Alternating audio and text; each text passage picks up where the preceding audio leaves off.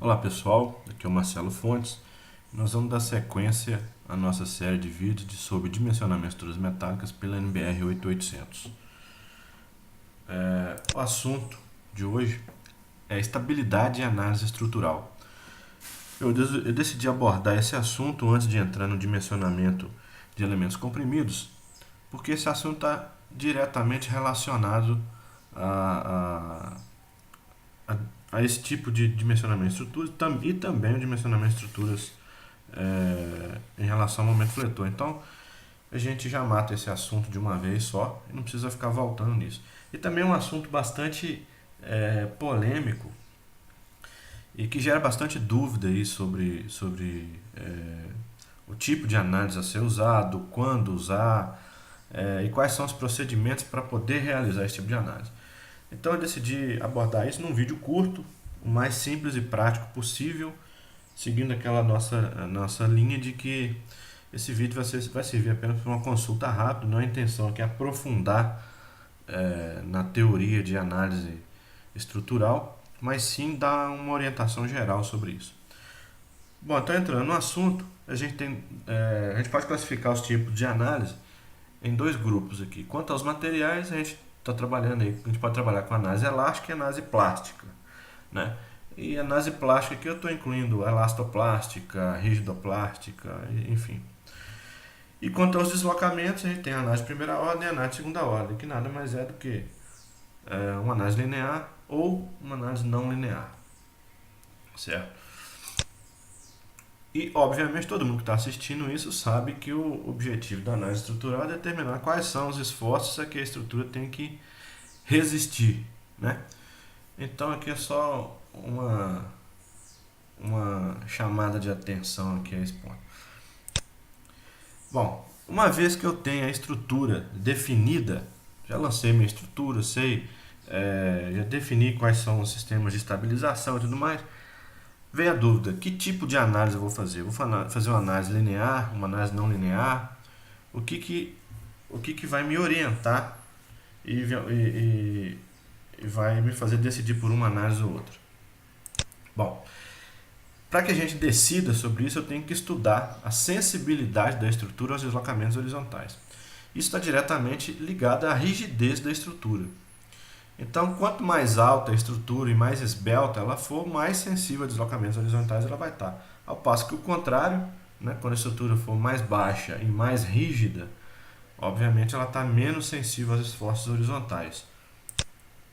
Então, aqui eu trouxe uma figurinha que é bastante conhecida, que na verdade são os efeitos P-delta, que a gente vulgarmente chama aí, que na verdade é uma análise de segunda ordem, né?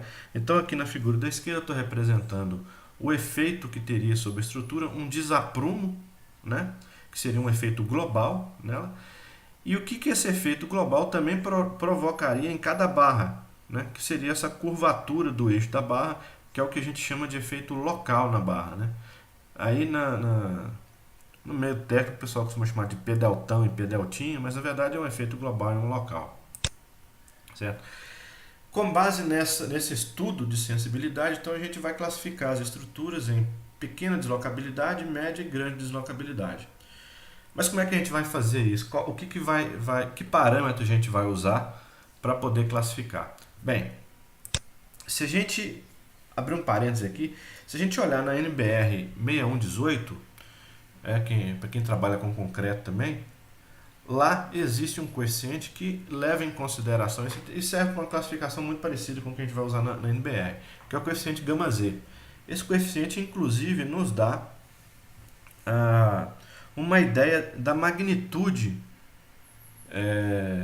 dos esforços de segunda ordem em relação aos de primeira ordem. Ou seja, a gente multiplicando esse fator gama Z por 0,95 e multiplicando os esforços por esse fator resultante, a gente obteria aí uma aproximação muito boa dos esforços de segunda ordem. Claro que isso aí tem uma certa limitação, né? Mas apenas para fazer uma ponte aqui com quem já calcula a estrutura de concreto, então, e está pretendendo agora começar a estrutura metálica, então tem uma certa analogia entre esses métodos aí. Na NBR a gente tem uma classificação parecida com essa, porém a NBR não trata isso explicitamente com coeficiente, não dá nome para ele, né? Então, aqui por analogia, para facilitar o nosso entendimento aqui, para facilitar a didática aqui, eu estou chamando por analogia também de fator gama, simplesmente para facilitar aqui as explicações e o entendimento. Então, o que seria esse gama? O gama é a relação entre o deslocamento lateral do andar relativo à base do edifício, isso é importante, obtido na análise de segunda ordem e aquele obtido na análise de primeira ordem em todas as combinações últimas. Explicando isso de outra maneira, se você tem lá um edifício lá de 5 pavimentos, por exemplo, você vai ter que fazer uma análise de segunda ordem inicialmente, verificar quais são os deslocamentos horizontais de cada andar daquele em relação ao nível térreo dele, vamos supor, né? Nível da base dele, e depois fazer essa mesma análise utilizando um cálculo de primeira ordem e a relação entre os deslocamentos que você obteve com a análise de segunda ordem sobre esse de primeira ordem vai te dar esse fator que vai nos permitir medir a sensibilidade da obra em relação aos esforços horizontais. Então, quando a gente faz essa conta, se a gente obtiver um gama menor do que 1.1, a gente diz que a estrutura é de pequena deslocabilidade, ou seja, ela é pouco sensível aos efeitos de segunda ordem. É uma estrutura que tem uma rigidez relativamente alta e que os esforços de segunda ordem, né, os efeitos de segunda ordem não ultrapassarão 10% da carga de primeira ordem. Se você tivesse esse fator gama entre 1.1 e 1.4, seria uma estrutura de média deslocabilidade e acima disso grande deslocabilidade. Agora, reparem que esse processo é bastante trabalhoso, porque de cara eu já tenho que fazer uma análise de segunda ordem na estrutura e uma análise de primeira ordem só para classificar. E eu ainda tenho que fazer isso tudo para todas as combinações em estado limite último. Então, se você tem uma estrutura, por exemplo, um galpão com pontes rolantes, um galpão com várias naves e essas naves todas com pontes rolantes agindo ao mesmo tempo e tal, você não é raro você ter um número de combinações extremamente elevado, né? Então você imagina você ter que fazer esse cálculo para cada uma das combinações. Obviamente a classificação sai do maior gama que você obtiver, né? Então você tem que fazer para todas para você saber qual o maior gama para você poder classificar a estrutura. Isso é um trabalho assim extremamente demorado de se fazer, né? Pensando nisso, a NBR deu uma segunda opção para a gente classificar a estrutura, que é substituir o gama por um valor aproximado que a gente obtém calculando um coeficiente de majoração, chamado B2, que a gente vai ver mais à frente, que é obtido no método de amplificação dos esforços, que está no anexo D da NBR. Ainda, para a gente classificar a estrutura, como a gente tem que fazer aqui análise de segunda ordem, análise de primeira e tal, para efeito de classificação, a gente não precisa entrar com as imperfeições de material, ou seja, eu não vou mexer absolutamente em nada no modo de elasticidade do aço, né? Vou simplesmente incluir as minhas imperfeições geométricas para poder fazer essa análise de deslocabilidade. Tá. Uma vez que eu obtive a minha classificação da estrutura, e supondo que ela seja uma estrutura de pequena deslocabilidade, tem algumas coisas que eu posso talvez eliminar no meu dimensionamento.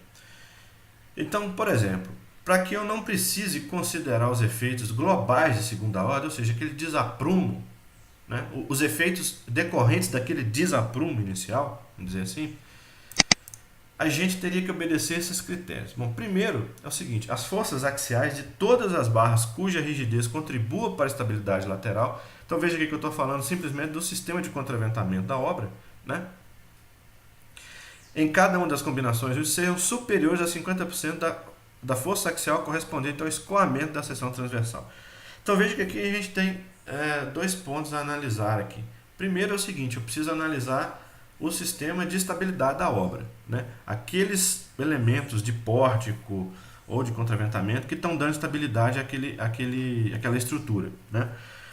Se em cada um deles a minha força de compressão, a minha força axial for maior do que 50%, for menor ou igual a 50% da força que leva aqueles elementos ao escoamento, então esse critério fica atendido. Agora repare o seguinte: não basta eu simplesmente dimensionar a estrutura, suponhamos uma coluna, e deixar ela com uma relação de tensão de 50%. Por quê? Porque aqui ele menciona que a gente tem que checar a carga de escoamento. E a gente sabe que uma coluna pode chegar ao escoamento ou ela pode ruir antes de chegar ao escoamento se ela for uma coluna esbelta. Então a esbeltez, por exemplo, modifica o comportamento da estrutura, da coluna. Então nesse caso eu teria que checar, pegar todos os elementos lá de pórtico, né, do sistema de contraventamento, calcular qual que é a carga que levaria aqueles elementos ao escoamento e ver se a carga que está agindo, a partir dessa análise que eu fiz, é menor ou igual a 50%. Feito isso, eu tenho este critério atendido. Porém, eu ainda tenho que atender mais um. Os efeitos das imperfeições geométricas iniciais sejam adicionados às respectivas combinações, inclusive aquelas que o vento está agindo. Ou seja, basicamente, eu tenho que fazer uma análise de segunda ordem, incluindo as imperfeições geométricas, e depois disso verificar esse critério da carga para ver se realmente eu preciso considerar ou não o efeito global de imperfeição global na estrutura quando é de pequena deslocabilidade. Então veja que é um trabalho meio que de um zigue-zague, né? Eu faço primeiro a análise completa, depois eu vejo se eu posso simplificar a análise ou não. Acaba sendo um trabalho extra e, ao meu ver, desnecessário. Uma outra coisa é o seguinte, mesmo para estruturas de pequena deslocabilidade, os efeitos locais de segunda ordem têm que ser considerados. Então, desse jeito, a gente não escapa de levar em consideração os efeitos de segunda ordem.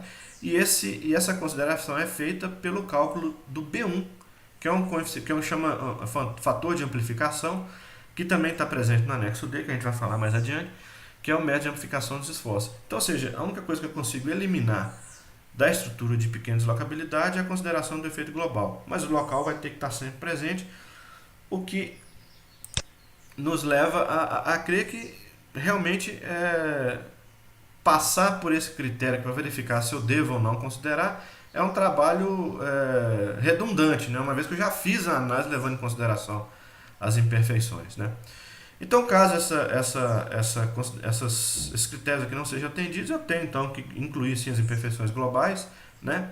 Isso é feito de maneira que eu possa considerar, por exemplo, um desaprumo em cada nível, né, em cada pavimento de H sobre 33, onde H é a distância, a altura entre pavimentos, né, ou substituindo esse desaprumo por uma carga nocional.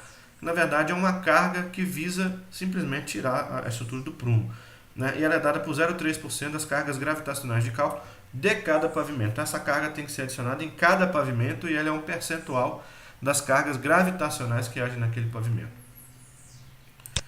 Então veja que isso é bastante trabalhoso mesmo para a estrutura de pequena deslocabilidade, né? Você já tem que fazer uma análise de segunda ordem, uma análise de primeira ordem para poder classificar. Depois você vai checar se precisa ou não entrar com a deslocabilidade, com a imperfeição global. Enfim, você acaba fazendo o mesmo trabalho várias vezes aí, e me parece desnecessário fazer isso uma vez que você já está fazendo a análise de segunda ordem. No final desse vídeo eu vou dar alguma sugestão, algum roteiro de cálculo, que é o que eu utilizo e que atendem esses critérios sem a gente precisar ficar fazendo esse vai e vem. Mas vamos dar sequência aqui. Se a estrutura for de média deslocabilidade, aí realmente não tem o que fazer, você vai ter que fazer análise de segunda ordem de qualquer jeito, incluindo imperfeições globais e locais. Essas imperfeições, segundo a NBR, já estão inclusas se você considerar esse critério, que é o mesmo critério que a gente viu atrás. Um desaprumo de H sobre 333 ou a carga nacional, que é obtida da mesma forma que a gente falou lá atrás. Além disso, eu preciso incluir também a não linearidade física, que é dada nesse critério da norma aqui de forma simplificada, apenas reduzindo 20% na rigidez axial e flexional dos elementos que participam do sistema de estabilidade da estrutura. Veja que eu não estou incluindo aqui aquelas estruturas que dependem do sistema de contraventamento para ficar em pé. Estou falando aqui só daquelas que fazem parte do pórtico ou do contraventamento, enfim. Claro, estou falando isso do sistema de contraventamento global da obra, né? Então, basta que eu reduza isso aqui a 20%, use 0,8 do modo de elasticidade do aço, para levar em consideração aqui, então, a imperfeição de material. Claro, se você não tiver acesso a um software que faça análise de segunda ordem, isso aqui fica muito difícil de você conseguir fazer. Então a NBR te dá uma opção de levar em conta os efeitos de segunda ordem por meio de um método que chama média de amplificação dos esforços, onde você calcula dois fatores de amplificação que, multiplicados pelos resultados que você vai obter numa análise de primeira ordem, te levam ao valor aproximado dos efeitos de segunda ordem. Então é permitido fazer isso, nós vamos falar sobre ele daqui a pouco, né? Para estruturas de grande deslocabilidade, praticamente é o mesmo procedimento para estrutura de média deslocabilidade. A única exigência adicional aqui é que todas as imperfeições sejam consideradas em todas as combinações, inclusive aquelas que agem o vento. Bom, apenas um comentário a respeito disso. Para que a análise de segunda ordem, a análise não linear, surta efeito, realmente é preciso que você tenha uma perturbação no sistema. Ou seja, se eu tenho uma estrutura na vertical, para que tenha efeito de segunda ordem, eu preciso desaprumar essa estrutura para que ela comece a sofrer efeito de segunda ordem. Caso contrário, se eu fizer análise de primeira ordem e análise de segunda ordem num elemento vertical, sempre verticalmente perfeito, eu vou obter o mesmo resultado de primeira e segunda ordem.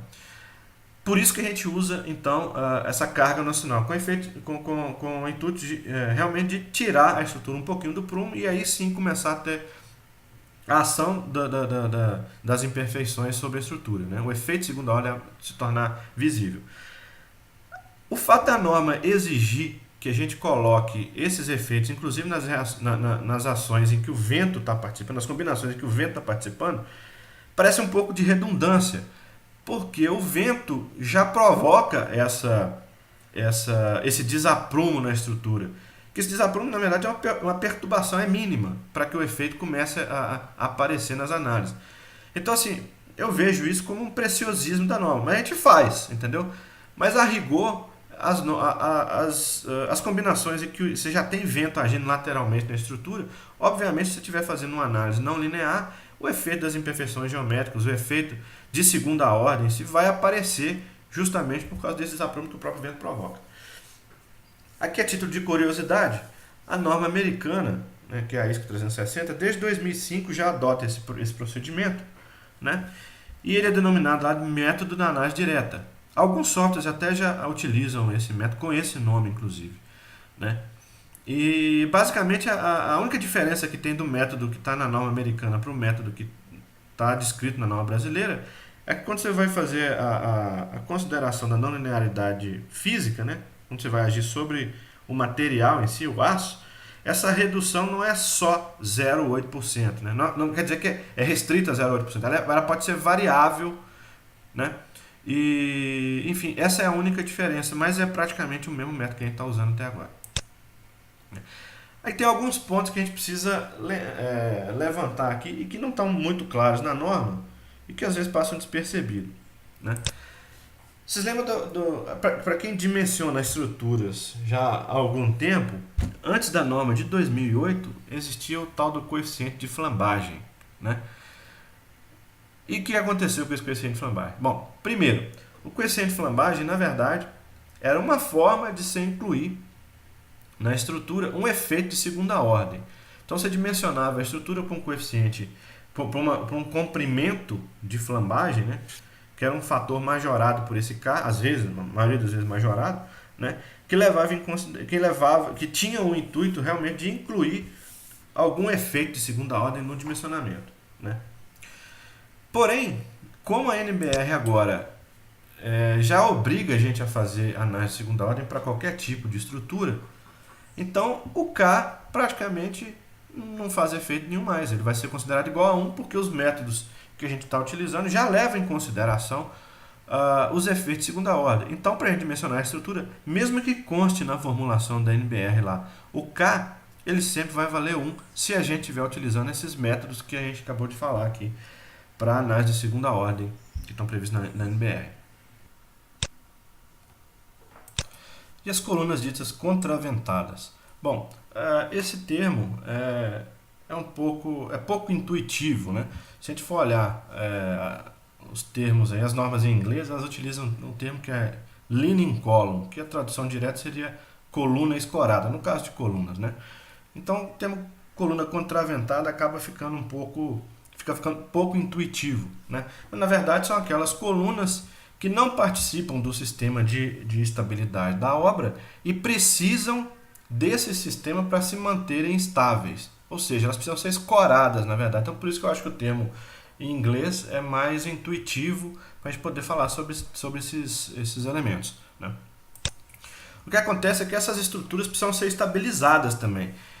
E, obviamente, que essa estabilidade ela não vem de graça. Você tem que, toda vez que você carrega uma estrutura e ela tende a flambar, a sair do plano dela, a flambar lateralmente, ela vai estar aplicando uma carga no elemento que está travando ela naquele ponto.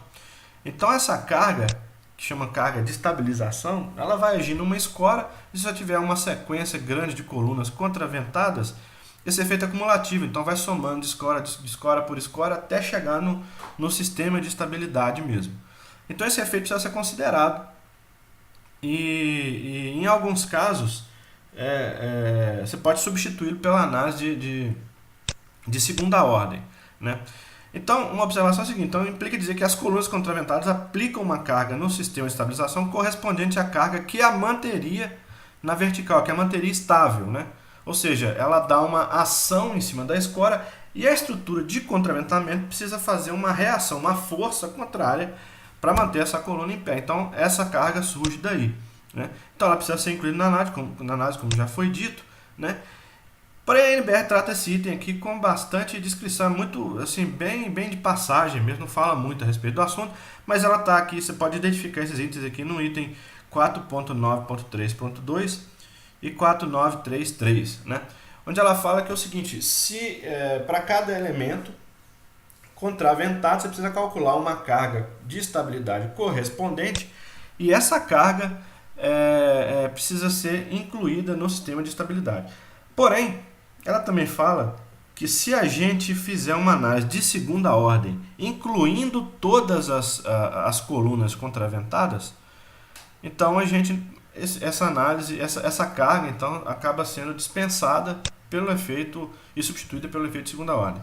Então aqui é somente um exemplo do que a gente chama de leaning column, de coluna escorada, ou, segundo a nomenclatura da norma, elemento não contraventado. Então aqui eu tenho, por exemplo, essas duas colunas unidas por essas escoras aqui amarelas. Elas estão carregadas aqui verticalmente e, obviamente, quando essa carga for alta o suficiente para tender a tirar essa coluna do prumo, ela vai jogar uma carga nessa escora. A mesma coisa para essa outra coluna que está aqui no final. Quando ela tender a flambar, ela vai jogar uma carga para cá e a reação dessa escora sobre essa carga que está agindo aqui é que vai dar a estabilidade da coluna. Então vejam que eu preciso que esse sistema aqui então seja capaz de fazer uma força contrária a essa força de estabilização que está sendo provocada por essas colunas. Então isso que a gente precisa incluir nesse sistema. Aqui é o mesmo exemplo, porém com um sistema de contraventamento aqui tipo treliça, né? Então, só para exemplificar o que acontece quando a gente tem uma coluna que não tem estabilidade por si própria. Imagine que se você tirar uma escora dessa daqui, esse sistema aqui não para em pé sozinho. Então, ela depende desse sistema aqui. Então, por isso que ela é dita coluna não contraventada, ou um termo que eu acho mais apropriado, que seria coluna escorada, né? No caso, você está fazendo uma análise de primeira ordem, então você precisa entrar com essa carga no seu sistema de contraventamento e essa carga é calculada dessa forma aqui, né? Esse fator de redução, vamos falar direto dele aqui agora, ele serve para levar em consideração o caso de múltiplas colunas agindo ao mesmo tempo, né? Então você tem, obviamente, uma probabilidade muito pequena de todas as colunas estarem flambando ao mesmo tempo, do mesmo lado. Então, esse fator de redução visa levar em consideração esse efeito. E aqui aquilo que eu já tinha mencionado é que é o seguinte, essas exigências podem ser substituídas por uma análise de segunda ordem, de acordo com esse item aqui que a gente acabou de falar atrás, se a gente incluir as imperfeições iniciais entre vigas e pilares a serem contidos lateralmente. Então veja que anteriormente a gente tinha falado que para fazer a análise a gente tinha que analisar o sistema de estabilização em si e jogar nesse sistema as cargas de desaprumo, né? Agora, se eu tenho nesse sistema algumas colunas, por exemplo, que precisam ser escorados, ser suportados por esse sistema de estabilização, então eu tenho que modelar essas colunas também e incluir nelas esse efeito também de imperfeições geométricas, ou seja, eu vou ter que jogar as cargas nocionais também nas vigas que precisam ser contidas lateralmente, e aí sim eu posso substituir esse cálculo que a gente está fazendo aqui manualmente para análise de primeira ordem por essa análise de segunda ordem que é mais rigorosa. Tá? Bom, isso ali conclui o caso ali de análise de segunda ordem para os métodos convencionais. Agora, um método opcional que a norma nos dá é o método de amplificação dos esforços, que faz parte do anexo D da norma, que é um método alternativo, caso você não tenha, por exemplo, um software que já faça análise não linear. Né? Alguns softwares, inclusive, já incluem esse método de amplificação dos esforços, a maioria deles optou por um ou por outro método. Né? Mas no caso de você estiver usando um software que não tem tantos recursos, você ainda assim pode considerar os efeitos de segunda ordem se você fizer esse tipo de análise aqui, que já leva em consideração, veja bem, os efeitos globais, aqui o P deltão, e os locais, que são a relativa à curvatura da barra, que é o P deltinha. Né? Esse método, na verdade, é feito em duas etapas. Primeiro, a minha estrutura original seria essa aqui, carregada com todas as cargas verticais, todas as cargas horizontais, inclusive as cargas nocionais, que são aquelas referentes ao desaprumo. Né? Então, ao invés de analisar essa estrutura, eu vou dividir ela em dois tipos de análise. A primeira delas, que é o que eu vou chamar de estrutura travada, que é esse item B aqui, eu vou pegar a minha estrutura, analisá-la com todas as cargas e travando todos os nós aqui horizontalmente. Desta análise, eu vou obter estas reações aqui, nesses apoios aqui, em cada um dos níveis que eu travei, certo? Aí, de posse desses resultados aqui, das reações de apoio, eu vou analisar a estrutura somente com essas cargas horizontais. Essa aqui é a estrutura que a gente chama de estrutura livre. Né? Então, eu tenho que fazer uma com a carga cheia, porém travada lateralmente, depois eu faço com a carga vazia, só com as cargas horizontais, né? E a gente chama isso aqui de estrutura livre. Bom, com essas duas análises aqui feitas, eu tenho como calcular os coeficientes de majoração das cargas. Então, o B1 é um coeficiente que age em cima da imperfeição local da barra, em cima da curvatura da barra. Esse item aqui, que chama fator de amplificação, inclusive, ele nas normas mais antigas, ele entrava naquela equação de esforços combinados até. É a mesma equação entre o CM, que geralmente era 0,85 aqui e tal. Então esse fator agora está nesse método de amplificação dos esforços, mas tem a mesma função que tinha antes, que era levar em consideração um efeito local de segunda ordem. O que a gente não tinha antes e que tem agora é o B2, que leva em consideração o efeito global agindo na estrutura, que é calculado dessa maneira, e esses resultados aqui a gente tem com base naquelas análises que a gente fez. Os esforços finais, então, são calculados da seguinte maneira. Veja que o B1 ele age sobre a estrutura travada. Se a gente voltar aqui atrás, você vai perceber que há um único tipo de deslocamento possível para essa coluna aqui, por exemplo, seria a flambagem aqui fora aqui nesse plano aqui, né? Porque lateralmente ela não tem como sair. Então, o meio da barra aqui, por exemplo, o eixo da barra teria opção de sair. Então, é nesse efeito aqui que o B1 age. Agora, já nessa estrutura que está livre, a estrutura pode se deslocar lateralmente. Então, é sobre este efeito aqui que age o B2.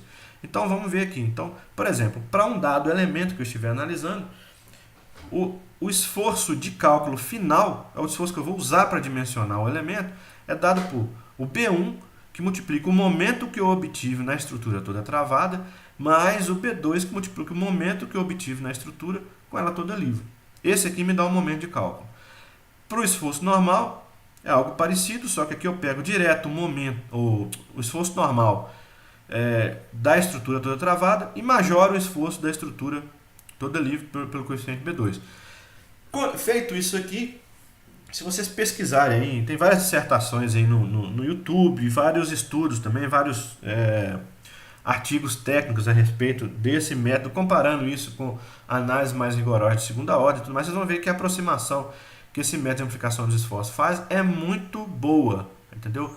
E então, assim, Para quem não tem acesso a um software que tenha a análise de segunda ordem já embutida suas rotinas de cálculo, esse método aqui te dá uma aproximação muito boa, com uma margem de segurança bem boa e assim, você pode substituir tranquilamente. Tá? Agora, como eu tenho falado desde o início, esses processos que a norma dá, são bastante trabalhosos. Né? Imagina que para você classificar a estrutura, você tem que fazer uma análise de segunda ordem, uma de primeira, ver a relação entre os resultados de primeira e segunda ordem, e a partir daí você tem uma classificação. Se ela for uma estrutura de pequena deslocabilidade, aí você tem que ver se pode ou não, se precisa ou não considerar os efeitos de segunda ordem globais. Enfim, é um processo um pouco redundante, porque você tem que ficar o tempo inteiro fazendo análise, voltando e tal, e no final das contas você vai obter a mesma coisa. Então eu aqui estou sugerindo 2 roteiros que é o que eu utilizo normalmente e que poupam bastante tempo. São trabalhosos também, mas dão muito menos trabalho do que seguir todo esse procedimento que a gente está fazendo e, obviamente, não ferem a norma em nenhum aspecto. Na verdade, está sendo até mais rigoroso. Né? Então é o seguinte, se você está usando um software que tenha análise não linear ou faça análise P-delta, você modela a estrutura inteira, incluindo já as imperfeições geométricas, cargas nocionais, né, e as não linearidades físicas, que na verdade é reduzir o modo de elasticidade do aço. Né? Depois disso, você faz uma análise elástica linear, normal, que é a que seu software já faz, e dimensiona essa estrutura para estes esforços. Então, com isso, você já vai obter uma estrutura com uma rigidez bem próxima da rigidez real dela, quando você incluir os esforços de segunda ordem. Né? A partir dessa estrutura,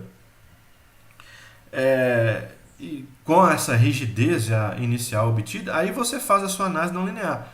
Eu estou chamando a atenção aqui porque, obviamente, você não vai conseguir usar as mesmas combinações de cálculo, porque geralmente a maioria dos softwares combina os esforços depois do cálculo. E como você está fazendo análise não linear, o princípio da superposição dos efeitos não é válido, você tem que mudar suas combinações lá. Alguns softwares fazem isso de forma automática, outros você tem que criar explicitamente as combinações não lineares para que ele considere isso no cálculo. Então, estou só chamando a atenção que você vai fazer a análise não linear, mas tem que prestar atenção aqui nas combinações que você tem que fazer. Então você faz lá a sua análise não linear, P-delta e tal, e aí você vai checar se aqueles elementos que você já dimensionou na análise de primeira ordem estão passando ou não. Se não estiver passando, você vai redimensionar aquilo.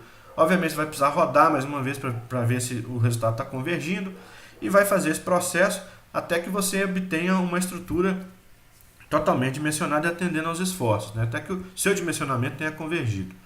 Feito isso, aí você vai checar os estados limite de utilização, né? Os estados limite de serviço. Checar deslocamento e tudo mais. Provavelmente você pode ser necessário, talvez, aumentar um pouco mais a rigidez da estrutura em função disso e tal.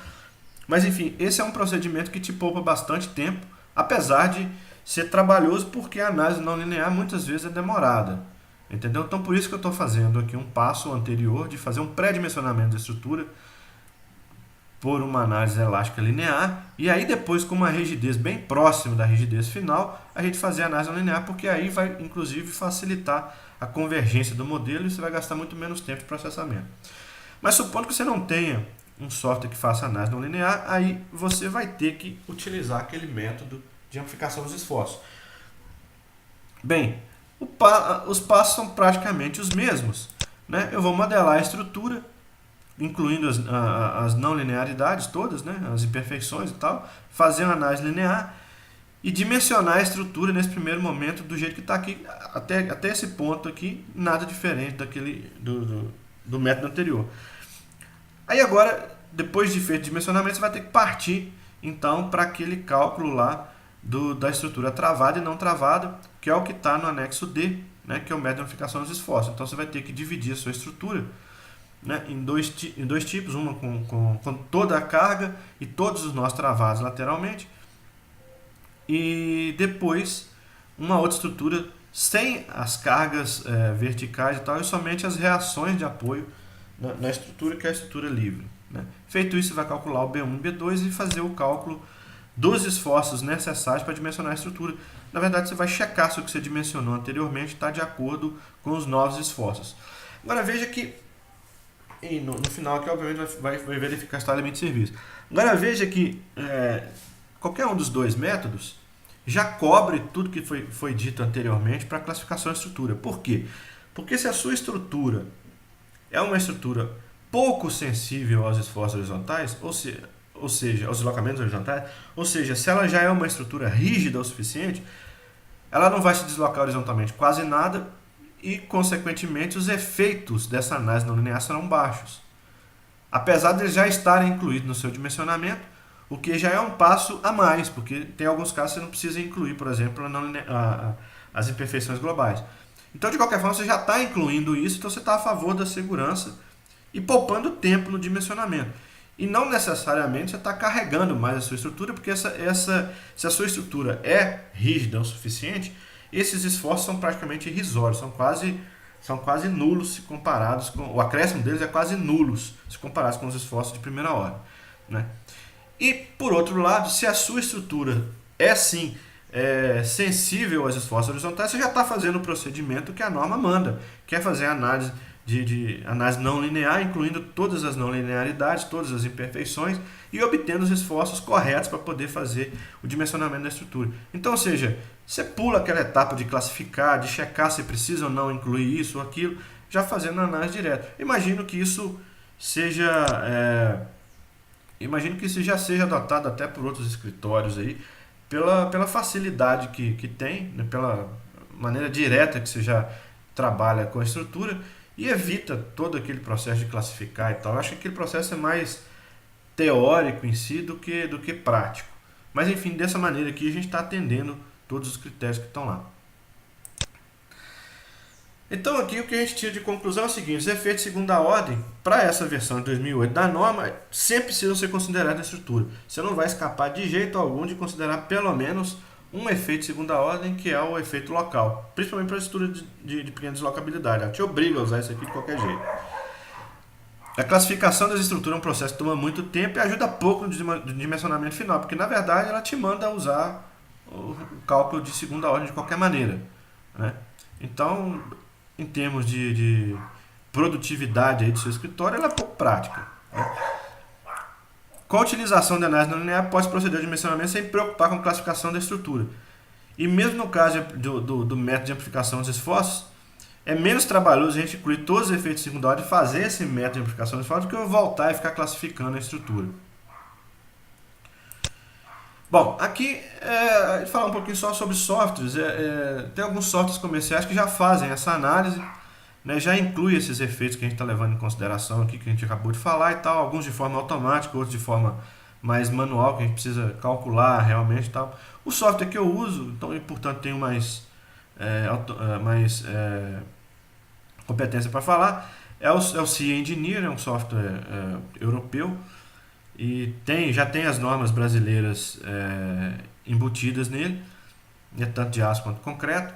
E é o software que eu utilizo e me atende muito bem. Tem como você considerar não linearidade física, geométrica, as imperfeições, você pode entrar ou com desaprumo ou com o cálculo de cargas nocionais, né? Então, facilita bastante a vida, então é o software que eu uso. Caso o seu software não tenha análise não linear e você não queira fazer aquele processo lá do método de amplificação dos esforços, existem algumas opções gratuitas. É claro que os softwares não são tão amigáveis quanto o software comercial, mas são bastante utilizados. Por exemplo, um bastante conhecido, e tem até vídeos no YouTube ensinando a usar, é o Mastan. É um software que faz análise não linear, faz análise de flambagem, enfim, análise dinâmica. Tem uma interface, embora bem diferente dos softwares comerciais, mas até razoavelmente amigável. E tem também esse software que parece um pouco mais amigável que o Mastan, que é o Frame 3D. Né? E são opções aí que você tem gratuito. Então, se você quiser fazer realmente a análise não linear e não tiver um software comercial que faça isso, você tem essa opção de utilizar esse software. Obviamente, esses softwares não dimensionam as estruturas, eles te dão os esforços, mas já te queima uma etapa aí de ficar calculando aquele método da amplificação dos esforços, V barra barra e tal. Então, já te ajuda bastante, né? Então, mais uma vez aqui eu vou deixar os contatos, né?